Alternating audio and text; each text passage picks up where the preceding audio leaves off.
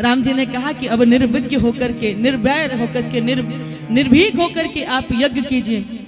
और जैसे ही यज्ञ का धूम्र चहु और उड़ने लगा, तैसे ही राक्षसों ने देखा कि अरे ये तो फिर यज्ञ करने लगे। तो ताड़का, सुबाहु इत्यादि राक्षस वहां पर चले आए हैं और भगवान ने उन ताड़का का एक ही वाण प्राण हर लीना। भगवान ने एक ही वाण में ताड़का के प्राण हर लिए हैं। और परंतु जानते हैं कि भगवान ने प्राण तो हरे, पर अपने धाम में ताड़का को भेज दिया है। भगवान कैसे हैं? सबकी भगवान दीनता, दीन पूर्ण है, यानी कि भक्त वत्सल है, करुणा वत्सल है, करुणा के अगाध सागर हैं कि दुष्ट को मारा, लेकिन मार के कहाँ भेजा है? उसको मार करके, उसका उद्धार करके अपने धाम भेजा है। यहाँ दुष्टों का उद्धार किया।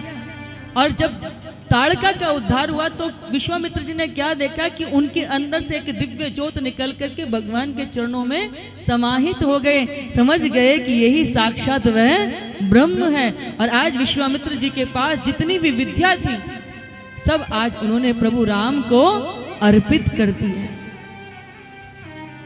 बंधुओं, ये यज्ञ तो पूरा हो गया। अब एक यज्ञ और भी तो शेष था ना, जनकपुरी में, मिथिला में। अब इन्होंने सोचा कि कहीं ऐसा ना हो कि मैं ये कहूं कि वहां जनकपुरी में जनक जी की पुत्री का विवाह है तो ये जाने से मना कर दें कि माता पिता से तो पूछा ही नहीं, मैं कैसे जा सकता हूं? क्योंकि भगवान राम का तो जीवन मर्यादा से परिपूर्ण है ना। बोले ये तो एक ही पल में मना कर देंगे कि मैं कैसे जा सकता हूं वहां पर। तो उन्होंने क्या कहा कि वो विश्वामित्र जी ने कहा कि आपने ये यज्ञ तो पूरा कर दिया, लेकिन अभी एक यज्ञ और शेष है। बोले कौन सा? बोले अभी धनु यज्ञ एक शेष है, आपको वो भी चल करके पूर्ण करना है। राम जी ने कहा जैसे गुरुदेव आपकी आज्ञा। और यहाँ से ये अपने गुरुदेव के साथ में चल दिए हैं। बंधुओं, मार्ग में जब जा रहे थे तो अहिल्या जी का आश्रम पड़ा है। इतना सुंदर तपोपुंज वह आश्रम, बड़ी शांति थी, बड़ा वहां पर उसकी उस भूमि के अंदर एक तेज था। लेकिन इतना सुंदर आश्रम वो कैसा पड़ा हुआ था? एकांत पड़ा हुआ था। वहां कोई न पशु, न पक्षी, न जड़ जंगम, कोई वहां नहीं था। भगवान के मन में जिज्ञासा हुई कि प्रभु ये क्या है, ये किसका आश्रम है?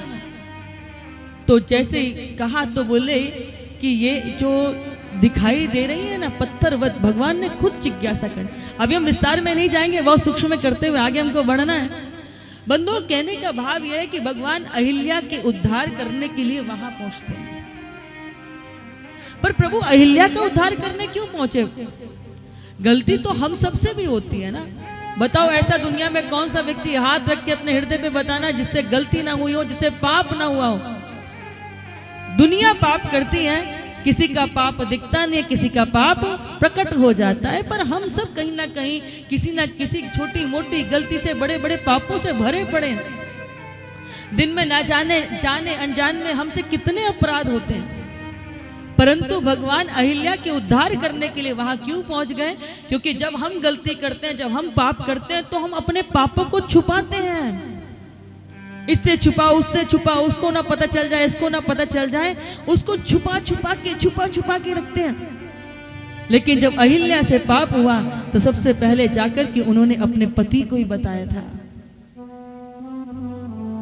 अपने पति को बताया था।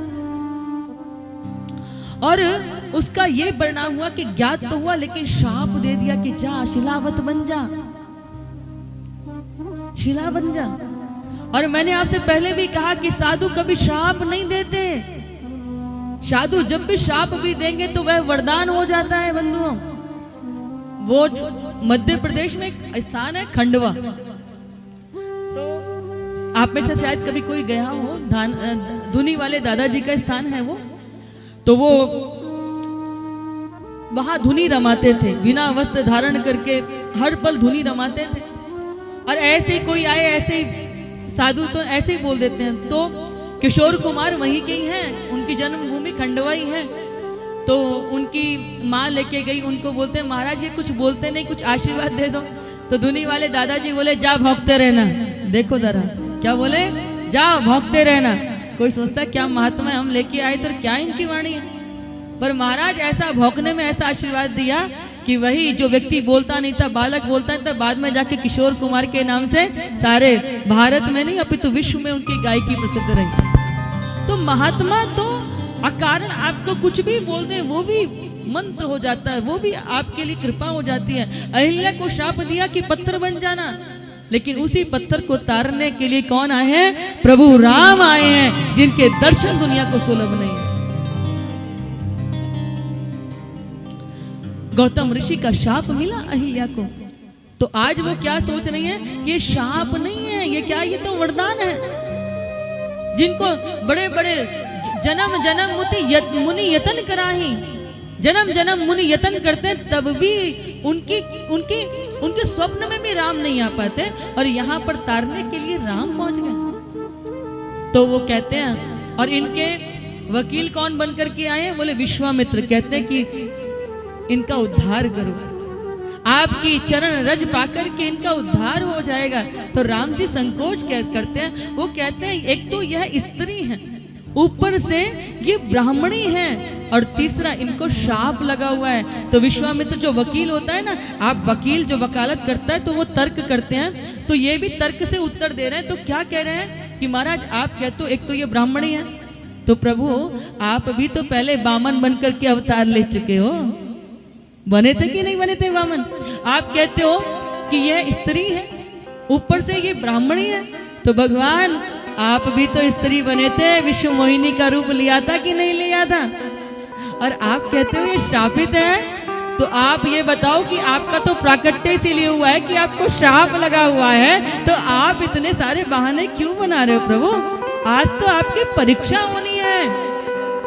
एक भक्त थे प्रहलाद, जिसने आपको पाषाण में से प्रकट कर दिया था, और आज आपकी परीक्षा है कि आप इस पाषाण में से इस नारी को प्रकट करते हो कि नहीं करते हो। देखिए जरा विश्वामित्र जी को। और बंधुओं, प्रभु राम ने अपने चरण को जैसे ऊपर किया ना अहिल्या के ऊपर, तभी मंद मंद बयार चलने लगी, और भगवान के चरण की रज झड़ करके अहिल्या के शीश पर गिर गई।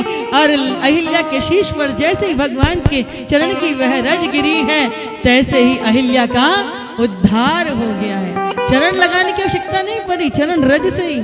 और बंधुओं, यहाँ पर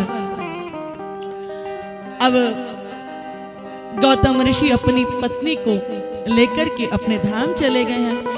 आगे जब गए तो मार्ग में क्या पड़ी हैं? गंगा जी पड़ी हैं।